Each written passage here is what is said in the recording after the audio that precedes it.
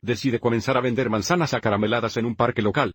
Su costo por cada manzana caramelizada es de $1.35. Además tiene que pagar una tarifa semanal fija de $180 por el stand. Su plan es vender cada manzana de caramelo por $3.13.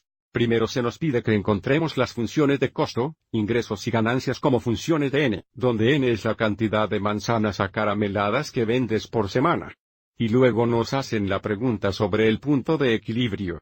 Observe cómo el costo tiene dos componentes. Cada manzana cuesta $1.35. También hay una tarifa semanal de $180 por el stand. Hay dos componentes en el costo variable, el costo de las manzanas y el costo fijo, el costo de la cabina. Entonces la función de costo C de N es igual 1.35 a $, multiplicado por la cantidad de manzanas, que es N, más la tarifa plana de $180. Entonces esta sería la función de costo, C de N. A continuación, queremos encontrar la función de ingresos, nuevamente donde N es el número de manzanas vendidas por semana. Notaremos cómo los planes para vender las manzanas por $3.13 cada uno. Entonces cada manzana genera $3.13 en ingresos, y por lo tanto la función de ingresos, R de N, es igual a 3.13 veces N. Y ahora para encontrar la función de ganancia, P de N, ganancia, P de N, es igual a la función de ingresos, R de N, menos la función de costo, C de N. Entonces, el dinero que entra menos el dinero que sale es igual a la ganancia. Entonces, en este caso tendríamos la función de ingresos 3.13 menos la función de costo, que es 1.35N más 180. Necesitamos los paréntesis aquí para asegurarnos de restar toda la función de costo. Así que ahora hemos combinado términos similares, distribuiría uno negativo aquí debido a los paréntesis. Entonces tendríamos 3.13N. Menos 1,35N menos 180. Entonces, combinando términos similares, nuestra función de ganancias es 1.78N menos 180. N minus 180. Así que de nuevo, 1.78N menos 180. Es nuestra función de ganancia, P de N. Ahora la siguiente pregunta es, ¿cuántas manzanas de caramelo debe vender para obtener un beneficio positivo? Escribe tu respuesta como un número entero. Entonces, lo que esto está pidiendo es, ¿cuál es la menor cantidad de manzanas que tenemos que vender para obtener la menor ganancia positiva posible?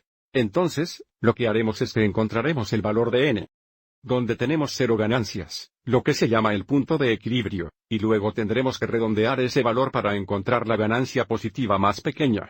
Avancemos y hagamos esto en la próxima diapositiva. Aquí están las tres funciones que acabamos de encontrar.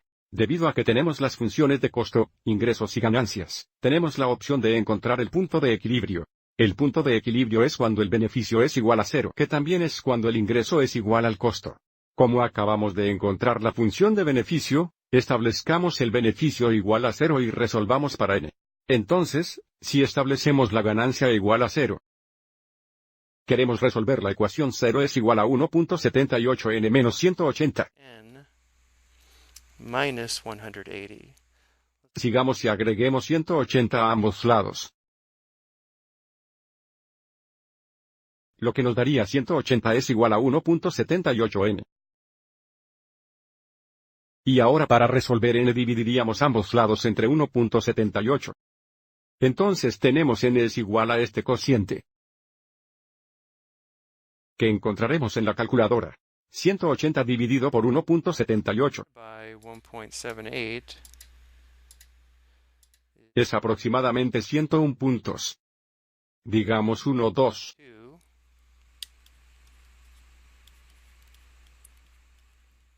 Pero, por supuesto, no podemos vender una fracción de una manzana, y debido a que estamos buscando la menor ganancia positiva, redondearemos esto al siguiente número entero, por lo que en realidad usaremos N es igual a 102 para responder nuestra pregunta. Bien, y volviendo a nuestra pregunta, ¿cuántas manzanas acarameladas debe vender para obtener un beneficio positivo?